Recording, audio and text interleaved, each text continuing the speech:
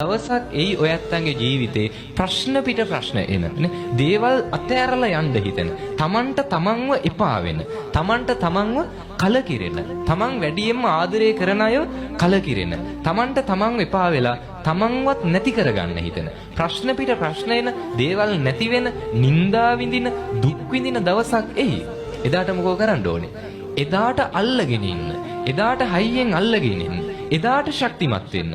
ඒ ශක්තිමත් වීම. හරිද? මතක තියාගන්න අර ජීවිතේ තියෙන පොයින්ට් නේ. ඒ කියන්නේ විශේෂ තැන් තියෙනවා.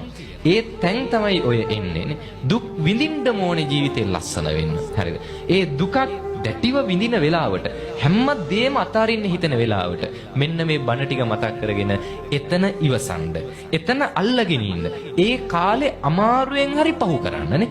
අමාරුවෙන් හරි කාලය පහු කරන්න හේතුව දුක හැමදාම තියෙන්නේ නැහැ. හරිද? කොච්චර කල් ගිහිල්ලා හරි. සමහර විට මේ හිතනවා වගේ පැයෙන් දෙකෙන් දුක සතුටක් වෙන්නේ නැහැ. හිතනවා වගේ දවසෙන් දෙකෙන් වෙන්නේ නැති වෙන්න පුළුවන්. අවුරුද්දෙන් දෙකෙන් නොවෙන්න පුළුවන්. හැබැයි කවදා හරි දවසක් ජීවිතේ අවුරුදු ගාණක් විඳපු දුක්, කාපු කටු නේ, අහිමි වෙච්ච අහිමි වීම හැමදේම අමතක කරලා සතුටු වෙන දවසක් කවදා හරි එයිනේ.